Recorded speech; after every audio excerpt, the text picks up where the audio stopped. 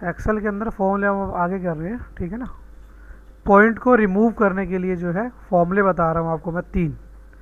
अगर आपका 10.34 आप किसी शॉप पे गए और आपका बिल बनता है 10 रुपये 34 पैसे, आप शॉपकीपर को कितने दोगे, दुकानदार को कितने पैसे दोगे आप? या तो दोगे 10 या दोगे 11। लेकिन 10-11 दोनों में से रूल क्या कहता है? भाई दुकानदार कहता है मैं तो 11 लूँगा, मैंने कहा ठीक है 11 ले ले, लेकिन रूल क्या कहता है? रूल कहता है 10 देना पड़ेगा। वो 11 ले 10 ले वो एक अलग बात है। अच्छा वो कहता है मैं 11 लूँगा, आप बोलोगे मैं क्यों जो है 66 पैसे फालतू दूँ, मैं तो 10 दूंगा। तो अगर आप उस बात पर अगर आप आर्ग्यूमेंट करने बैठेंगे तो आपको 10 ही देने होंगे, क्योंकि इतना तो सभी को पता ही है कि अगर हमारा पॉइंट के बाद में कितना है 50 तक है, या 50 नहीं अगर 49 तक है तो आपको सेम देना है, नहीं तो उससे जो नेक्स्ट है वो देना होता है आपको, ठीक है। तो यहाँ पे एक फॉर्मूला है जिसका नाम है आपका राउंड। राउंड क्या करेगा? रूल के हिसाब से जो भी काम होता है उसके हिसाब से आपकी हेल्प करेगा।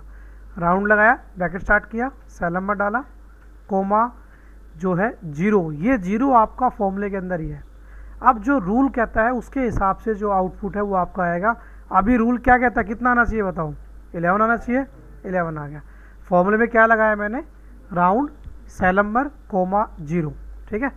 एक फॉर्मूला है जिसका नाम है ceiling, CEILING, ceiling, bracket start, cell number, comma 1, ये 1 भी आपका फॉर्मूले के अंदर ही है। एंटर किया तो जो राउंड वाला है वो जो रूल कहता है उसके हिसाब से चलेगा, ठीक है। लेकिन जो आपका सीलिंग है वो हमेशा बढ़ा के चलेगा। बढ़ाने का मतलब ये है कि अगर हमारा बिल होता है 10 रुपीज़ सपोज करो 23 पैसे, तो रूल क्या कहता है 10 होना चाहिए ना, लेकिन ये हमेशा आपको 11 दिखाएगा। पॉइंट को हटाने के लिए हम 3 चीज़ें यूज़ करते हैं, 3 मेथड यूज़ करते हैं। एक रूल के हिसाब से पॉइंट हटाया जाए, एक ज़बरदस्ती बढ़ा के, और एक ज़बरदस्ती घटा के। तो ये रूल के हिसाब से काम करेगा, ये हमेशा बढ़ाएगा, चाहे 10 रुपीज़ 1 पैसे क्यों ना हो, यहाँ पे हमेशा क्या आएगा? 11 आएगा। और एक है आपका इजिकल टू INT। INT क्या करेगा? आपका पॉइंट के बाद की वैल्यू को रिमूव कर देगा। जरा आप समझो दोबारा से। अगर मेरा बिल बनता है 10 रुपीज़ 75 पैसे, ये कहता है रूल के हिसाब से कितना हो गया? 11 हो गया राउंड वाला। ये कहता है मेरे को तो लेने ही नेक्स्ट में है, इसका तो आना ही क्या है? नेक्स्ट में है। लेकिन ये कहता है मुझे पॉइंट की बात से कोई मतलब नहीं है, ठीक है ना। तो ये 3 फॉर्मूले हैं, एक रूल के हिसाब से, एक ज़बरदस्ती बढ़ाना और एक ज़बरदस्ती घटाना। तीनों का काम क्या है? पॉइंट को रिमूव करना, ठीक है।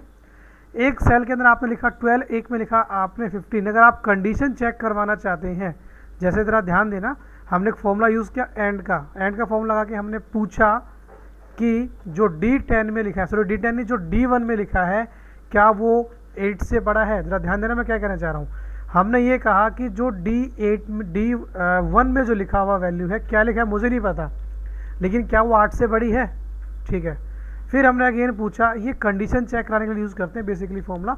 हमने अगेन पूछा कि जो E1 में लिखा हुआ है क्या वो 12 से बड़ा है? हम क्या पूछ रहे हैं एंड वाले फॉर्मूले से, कि हम ये पूछ रहे हैं कि जो D1 में लिखा है क्या वो 8 से बड़ा है, और जो इसमें लिखा है E1 के अंदर क्या वो 12 से बड़ा है।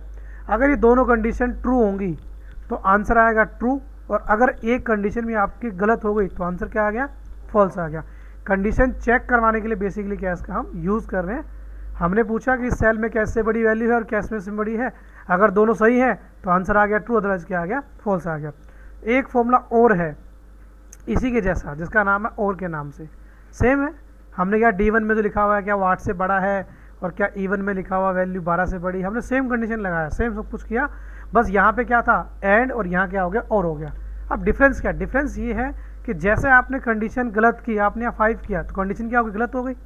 लेकिन कंडीशन एक हुई कि दोनों गलत हुई? एक गलत हुई। तो एंड वाला क्या करता है, अगर एक भी गलत हुई तो आपका गलत दिखा देगा, और आपका जो और वाला है वो जब तक आपके दोनों गलत नहीं होंगे तब तक नहीं दिखाएगा। समझ गए बात को? एक भी गलत तो गलत, जब तक दोनों गलत नहीं होंगे तब तक आपको गलत नहीं दिखाएगा, ठीक है। ये जो फॉर्मूला आपका है कौन सा? एंड वाला। तो डिफरेंस आपका एंड और के अंदर अभी भी गलत दिखा रहा है, क्योंकि वहाँ आपका 15 था, ये आपका सॉरी ये 15, ठीक है। तो ये आपका फॉर्मूला है एंड और का। अगर मुझे पता करना हो 2 का स्क्वायर 2, तो कैसे पता करूँगा, उसके लिए आप फॉर्मूला यूज़ करेंगे SQRT ब्रैकेट स्टार्ट। अगर मुझे 2 का स्क्वायर 2 पता करना है तो पहले नीचे वाला कोमा देन ऊपर वाला, पहले नीचे की सब वैल्यू, उसके बाद जो ऊपर की वैल्यू वो आपकी आ जाएगी। ठीक है, एंटर करेंगे तो आपका आंसर आ गया SQRT। लिया नहीं, क्यों नहीं लिया, 2,2 ही तो लिया है हमने।